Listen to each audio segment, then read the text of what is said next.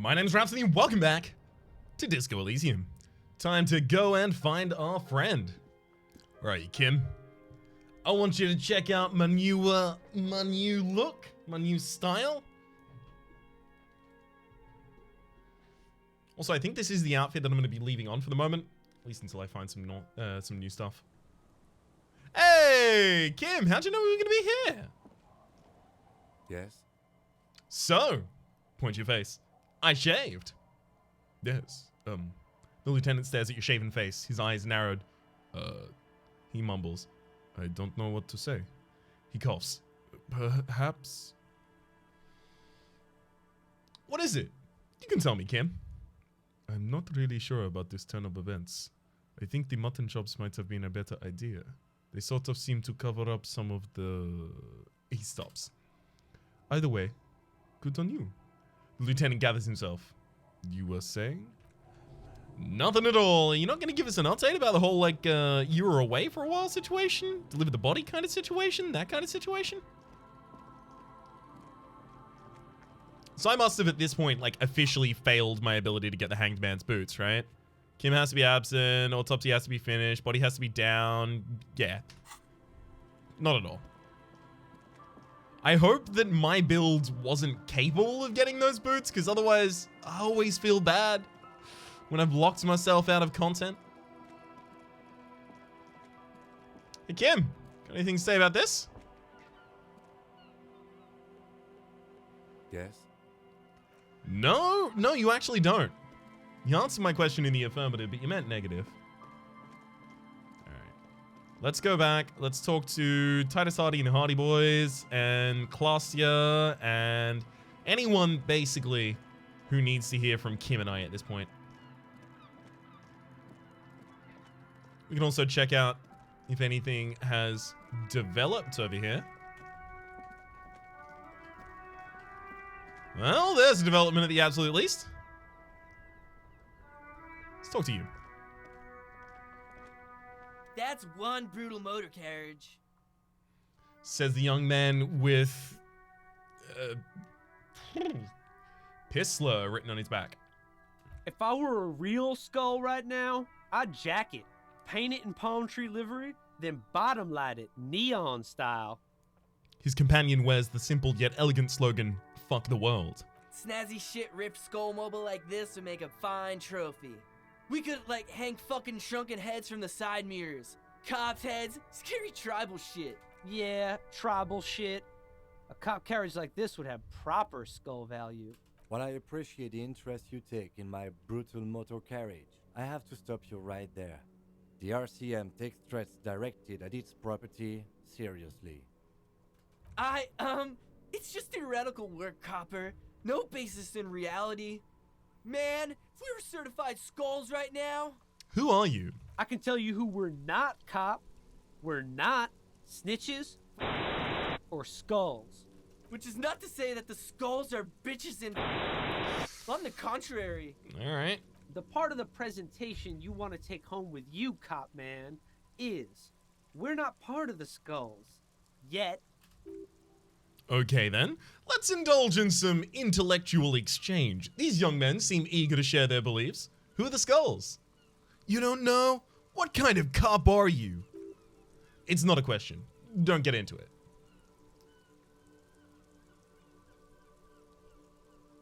I'm so glad you asked! The question was rhetorical, he replies, raising his open hand. The skulls are the most vicious gang of the Besmertine?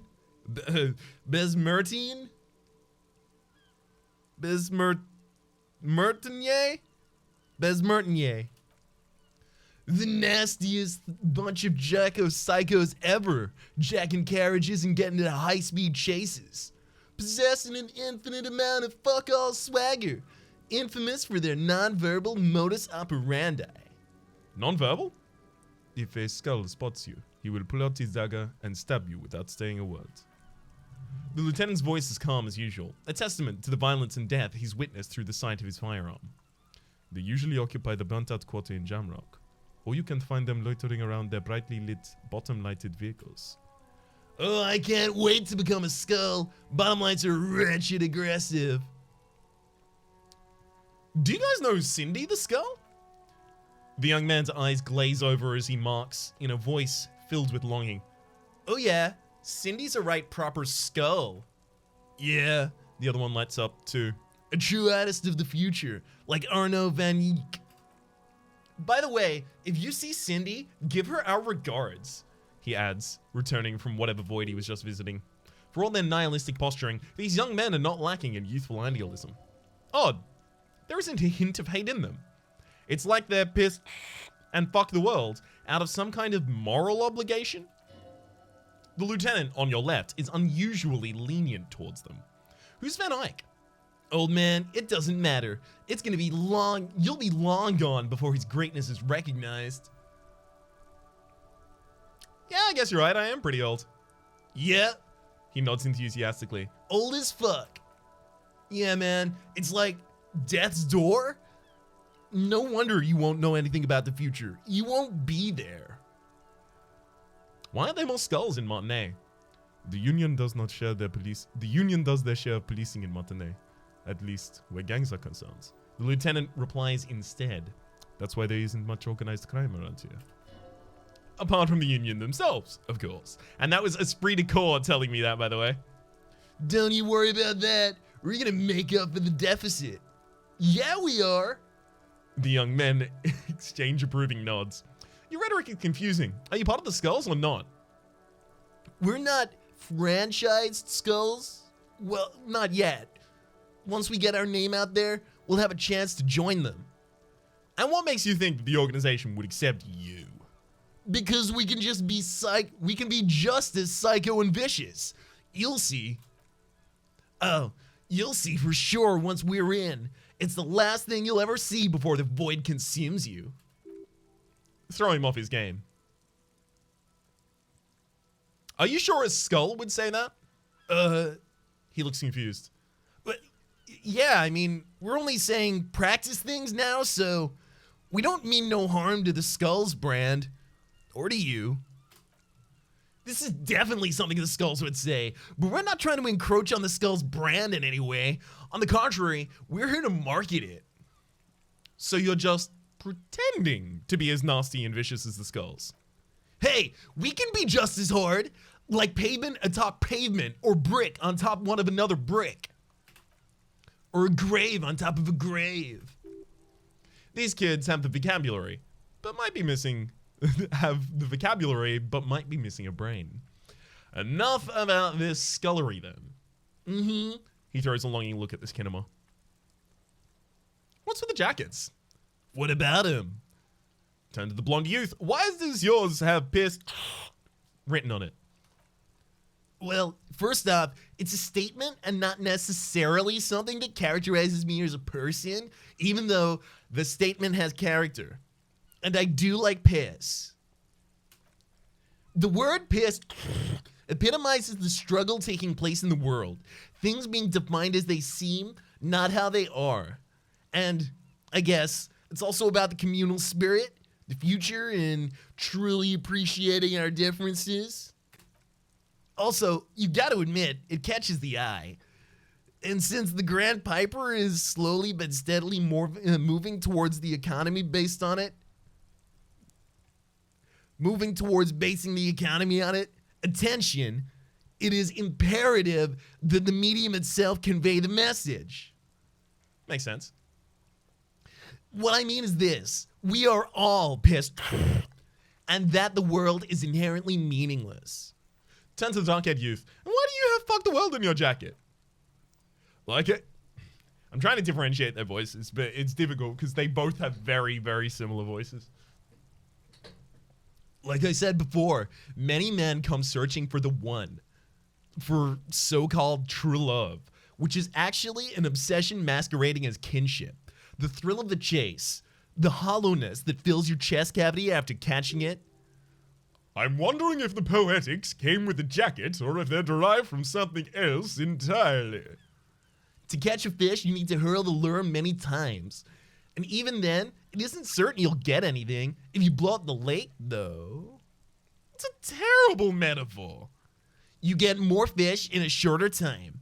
And For time is of the essence and fleeting ever so quickly, one must think of a way to fuck the whole world and not get caught up in fucking someone. Because when one fucks everything, he fucks nothing. And to me, that is glorious. Sticking your dick in the world.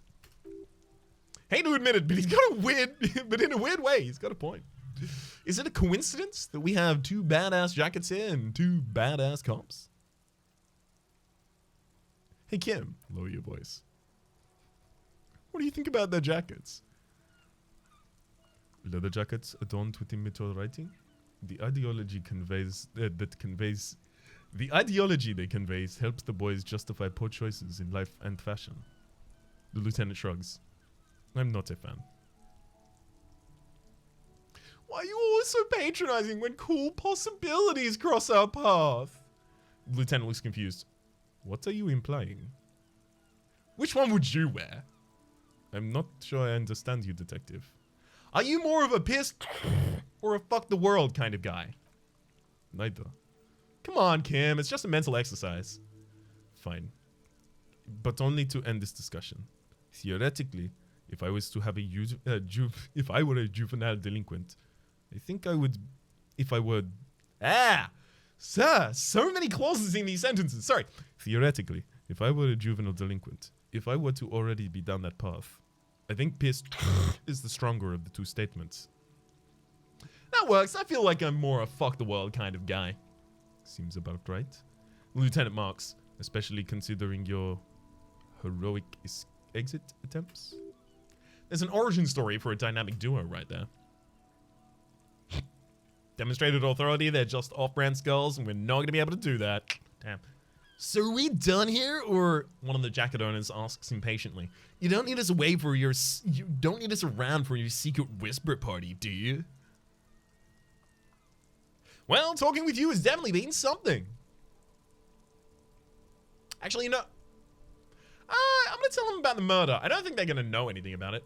Do you know anything that took about the murder? Do you know anything about the murder that took place here, rather? Murder? A man was hanged in the backyard of the Whirling in Rags?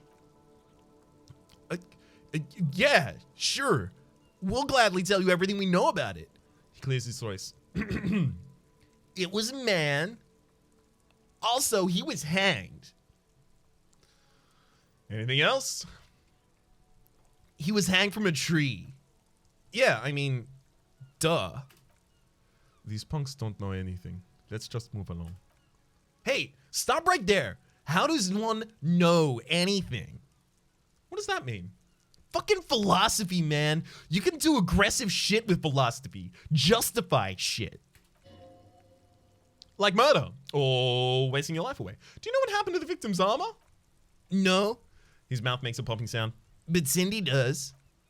Don't tell him that. The other one cuts in, too late. Skulls don't tattle, man. Cindy wouldn't.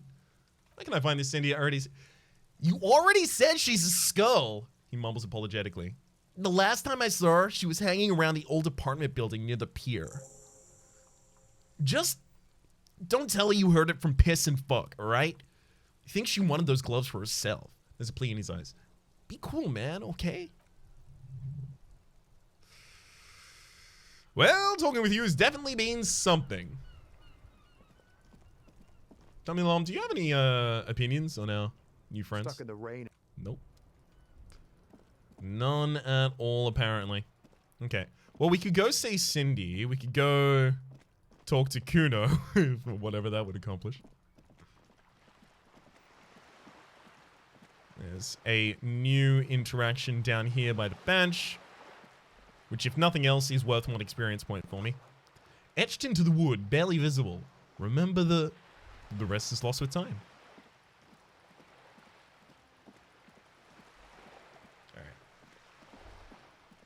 Oh, Cindy. Hang on. The sea breeze carries more than salt. Meat. Not rotten, not fresh.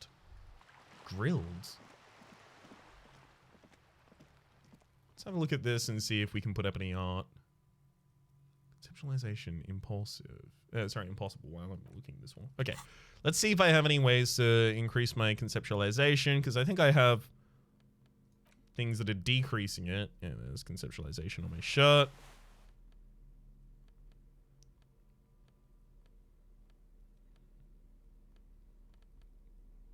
Okay, the glasses aren't helping. That's where I really would have expected to find it. Conceptualization. Why does art inspire you so much? It does, yes, but what is art? Excellent question. Art is a diverse range of visual, literary, auditory, and performative creativity.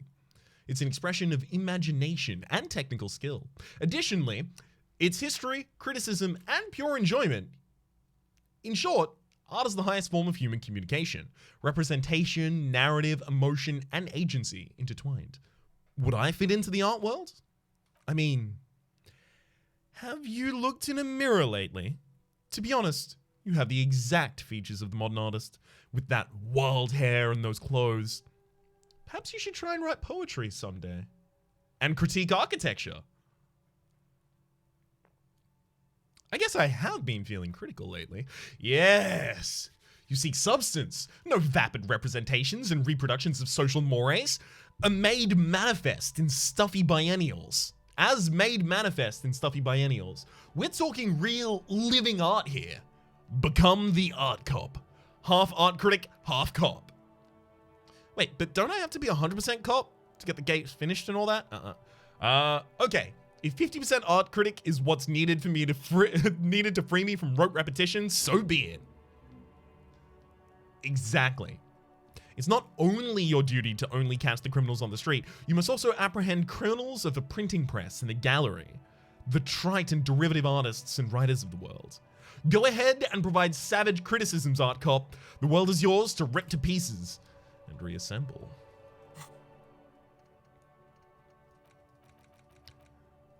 I need more thought space so I can get my art degree. Yeah, it's another copper type. The worst one. The most savage and brutal. The art cop. Nothing is good enough for him. Everything's shit. You have to employ an armada of adjectives to depict and demean the mediocrity of works and visual institutions around you. Really flex that critical muscle until the vocabulary for punishing mediocrity becomes second nature.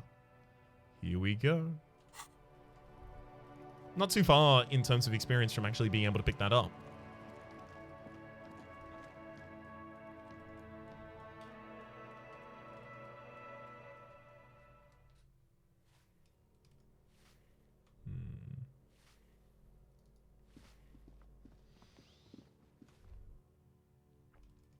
Apparently there is still an item inside? I would have thought that I would have thoroughly looted these the first time I went through, but evidently not.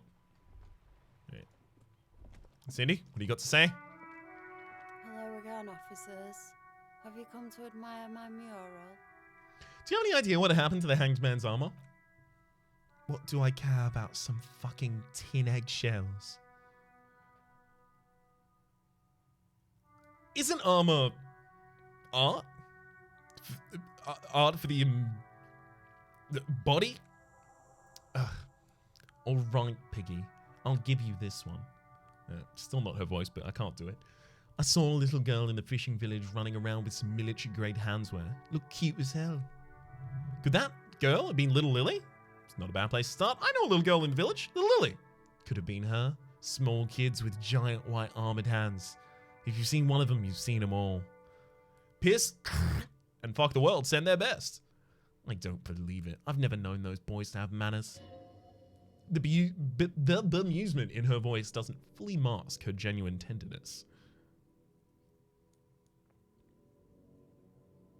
I made up the sending their best part, but I did talk to them.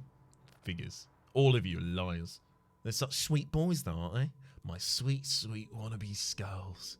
They'll never be accepted, but their heart's in the right place.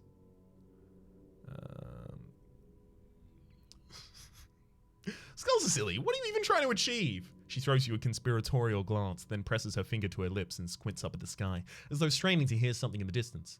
Have you noticed the quiet? Every so often, you might hear a gunshot pierce the air through somewhere in Jamrock, but not in Martinez. No gunshots, no sirens. The people are languishing in boredom and complacency. This place is a sepulchre, We'll paint it red. Bring the raucous. You bring the sirens.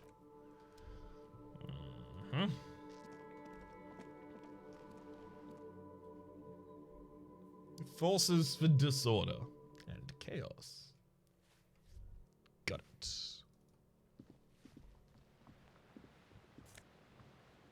Really?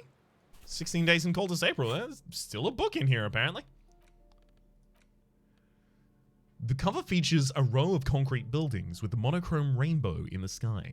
It tells the rather excruciating story of two lovers during an ethnic unrest in Yugograd. The book has been filed under psychological realism. In your hands, you hold The 16 Days of Coldest April by Yakartina Dal. The cover image shows a row of concrete apartments, above which span a black and white rainbow. Feels heavy. Indeed, the book is unusually heavy in your hands, as though the cover were lined with lead. They would do that in Grad. How long is the book anyway? You flip through the pages. The pages are thinner than you realized, and the type quite small and tightly set. It's nearly 600 pages long. Real art is dense and difficult. If it didn't feel like you had to wrestle a suicidal bear to get through it, you weren't really reading. Look at the back cover. The back cover is dominated by a black and white photograph of the author. What does she look like? She couldn't be much older than her mid-30s in this photograph, and yet from this cover, the eyes of a sad old woman stare back at you. Start reading. In cold, detached prose, the author describes a scene from one of Yugograd's riots in the 20s. Youth overturn motor carriages and set trash cans ablaze while heavily armored guardsmen dash in and disperse them with a flurry of baton blows.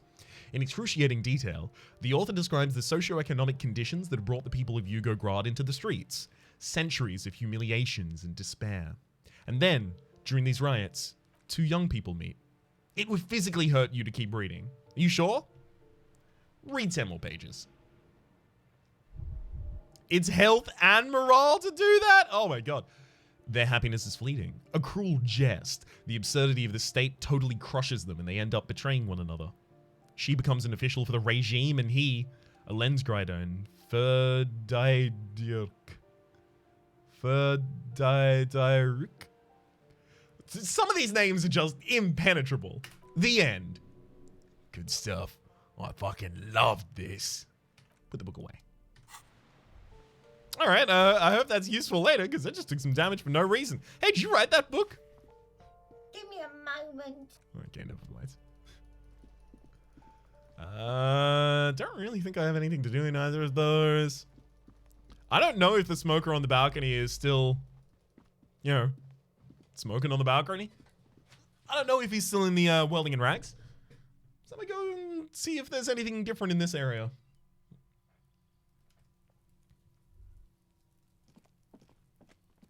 Okay, so this is the one that's completely locked, right? But wait, is it locked to me? Yes. Answer is extremely yes.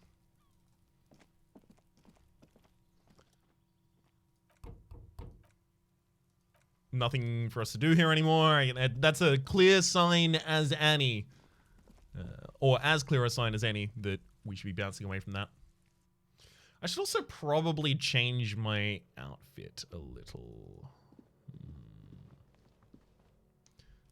Definitely exit here, though. I might be able to do some drugs to raise my conceptualization. And then do this art piece.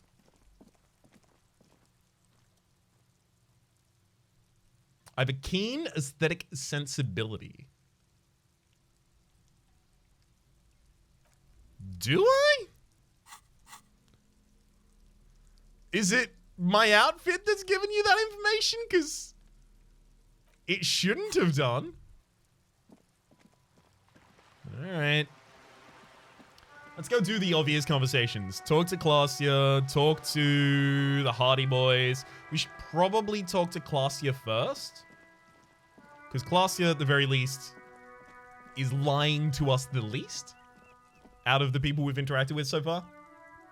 And having more ammunition when I go next to talk to Titus is probably better.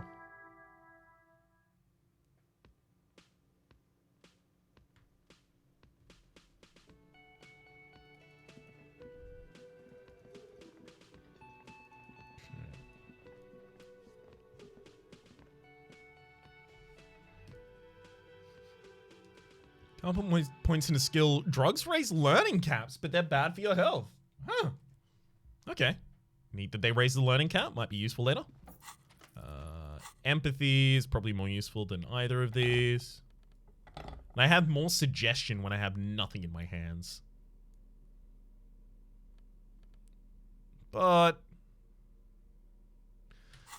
you know what? I have more suggestion when I have nothing in my hands. Let's empty our hands.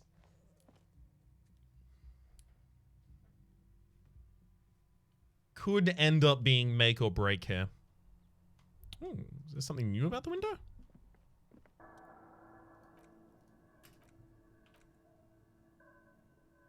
What is this guilt now?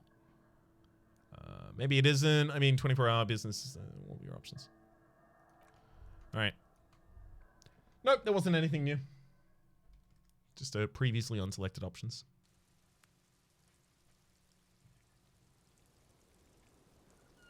Hello, Claudia. Officer, what brings you up here in the rain? We've concluded our autopsy and would like to ask questions about Lily. The lieutenant nods, taking out his notebook. Let's see. I wrote down the nickname Lillestad. He moves his finger across the page, and then tears one out and hands it to you. We have some questions that might help solve some gaps in our field autopsy. I'm sure my colleague has a few of his own while I take notes. The young woman cranes her neck, trying to catch a glimpse of the page the lieutenant handed to you. On it is a list of autopsy observations, recorded neatly in blue ink. The last missing pieces of the puzzle of flesh. I think we will go down. Top down. Where is Lillestad? The place, I mean. In Aranya, officer. It's I think municipality is the term. Nowhere town there. You were almost right, officer. The lieutenant shakes his head like you missed a shot of darts. That means his race was Occidental, not Mondial. I'll update the form. Look at Claudia. You were both from Aranya? Yeah, we were. We were compatriots. Did that bring you together? No. He was too old for that. And from another part of Oranyerik? Oranyerik? I didn't even understand his accent. We were brought together. What brought us together wasn't Oranje. It was bad habits. No love for Mother Oranje? Well, wasn't he a soldier? That could be worth pursuing. A military man, but not a patriot? No. He left the National Service after they taught him to do what he did in Seminine. He wasn't the flag-waving kind. He was the making money killing people kind. He was by no means a stupid man. She takes a long drag out of a cigarette and then washes it down with the coffee. A people person. A small platoon leader. Certainly not a patriot.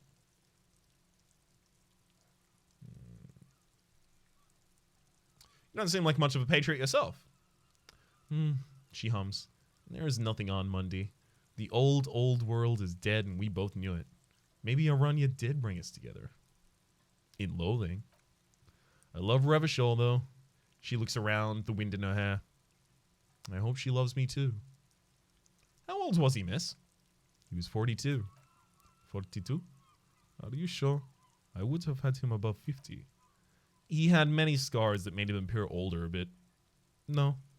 The memory makes her smile. We even celebrated his birthday, like, some weeks ago. It was a funny 2 days. He had little reason to lie to me. It looks like you were right, officer.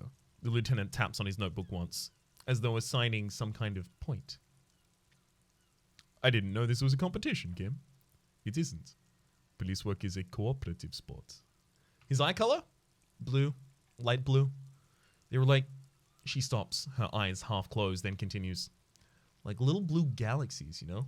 It was strange, seeing those eyes in his fucked up face. Pardon the swearing. She takes a drag. I do him an injustice. He wasn't ugly. He had a beautiful, soft voice. Very surprising, what with all the scarring. It was quite something, watching him speak. He had a combat wound on his chin and mouth? Yeah, severe. She seems to enjoy the word. It made him look like half his face was cracking away in some strange smile. That and those eyes. Oh yes, the lieutenant suddenly remembers. His hair, if you can remember. It was light brown, almost blonde. He darkened it with brilliantine, made it oily. Not nice to stroke. I couldn't convince him to leave it alone.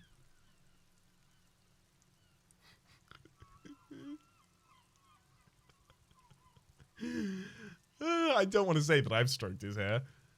Kim, I said to put brilliantine on the phone. Do I get a point? No, he answers dryly. But I put it down. There. Point to the red autopsy slip. Okay, sure. Here you go. 5 experience. What else am I missing, officer? He had a tattoo. What did it mean?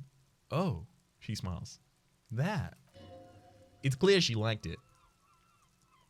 You liked it? Quite a lot, yeah. What did it represent? Do you know? It was a map of his life and the places he'd visited as a soldier, rather. It was mostly for showing off to chicks, though. For showing off to chicks? How so? How? She leans back. Imagine him lying in bed. Freakish musculature laid out on the sheets. Scarred, of course. Tattooed. The sheets are dirty for some reason. Is this Aranye's lit? Is this Aranye's lit? Yeah, this is the very essence of Aranye's lit. A moment's respite. Dark and hopeless as the struggle itself. She leans even further back to demonstrate. He's smoking and drinking, of course. And his chest and shoulders and arms are studded with stars. Tens, hundreds of them. Maybe even thousands. And the woman goes like... She points at the air with a sharp-nailed finger, picking out an imaginary tattoo star. What was this, baby? And he says... She lowers her voice comically. That was too hardcore. Don't ask me about that. So she goes, oh, but what about this, baby? And he's like, saw some bad shit there. Killed some loincloths. And so it goes. Star after star, port after port, third world country after third world country. And he's done horrible things in every single one of them. You were the woman in this? Oh, yeah. She nods. Can you tell us precisely what these mean? Hand her the photo. No, thank you. She doesn't take it. I've seen enough of him dead. I can tell you what they meant without looking at him. She pours herself some coffee. Go on. He was a blue-eyed boy with thick arms, from a small town. He was also poor, and the government of Oranje needed some people killed, so they turned him into a grotesque killer. For money. He went to the Killer Academy in Vredefort. There, he killed some people on the Seminine Islands. And on other islands, too. All of the islands. After this, he came to Revachol and got killed himself. Thank you for clearing that up. She looks back over her shoulder to the sea, then back at you, smiling faintly. Change of topic, perhaps? Tell me something odd. Did he enjoy his death? Why do you ask? She seems unsurprised. Just have her answer the question. Don't give explanations. Please answer the question, miss. Did he enjoy the moment of his death? I don't think he enjoyed dying, officer. He had too much left to do. Too many third world conflicts. Couldn't tap out just yet. Everything checks out here. It's A-okay. Good answer. Could it be love that did him in? It very well could be, yeah. What do you mean? What do I mean? She raises an eyebrow. I have no idea. I don't even know what you mean. Love did him in? What does that mean?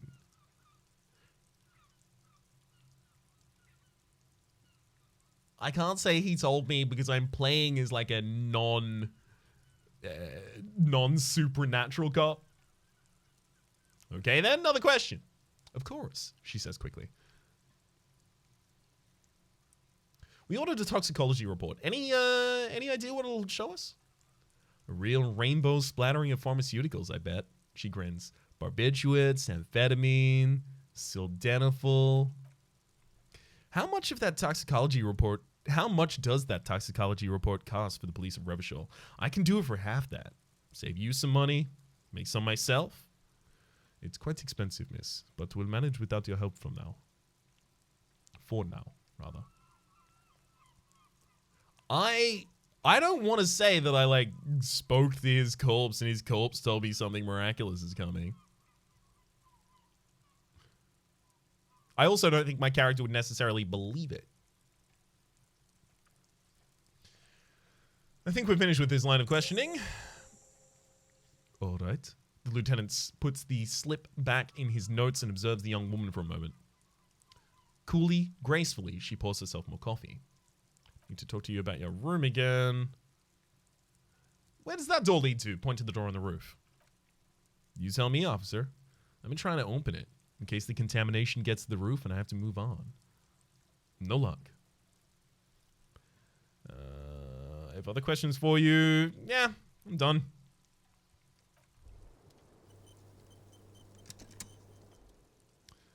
Wait, stop. That man, bloated beyond all recognition, was 42? That's what she said, yeah? Below the damage, the weeks of decomposition, all the swollen indignity of mortality. He was 42 years old? Where is this going? How old are you? That's where this is going. 45 liters of raw alcohol has left its disfigurements. What lies beneath, you wonder? You can easily ask either of them.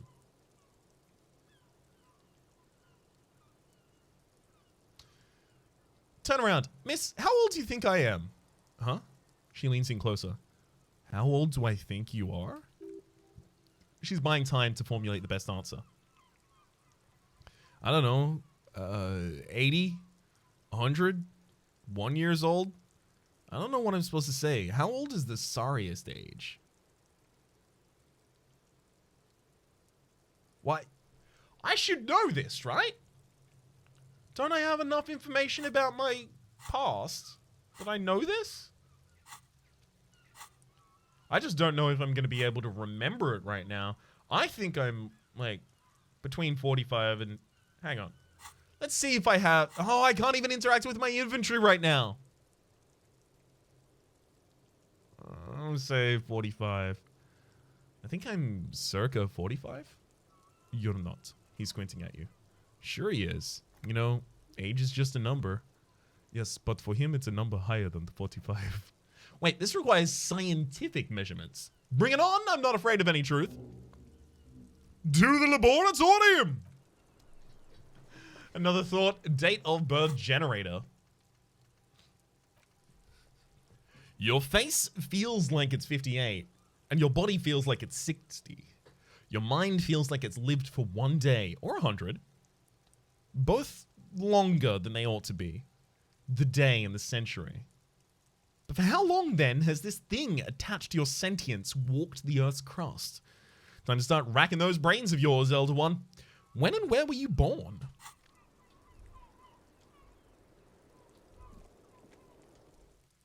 Not even a single clue. But we have a little more interrogating to do downstairs with Titus Hardy. I think I'll do Titus's conversation next episode, just because I imagine there's probably like a fair few things to go through with him.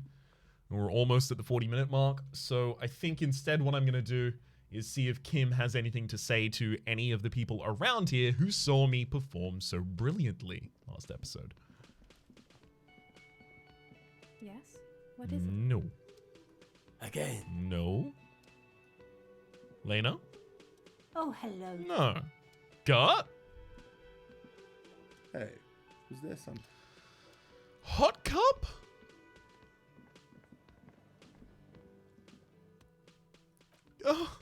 Nothing from Hot Cup either?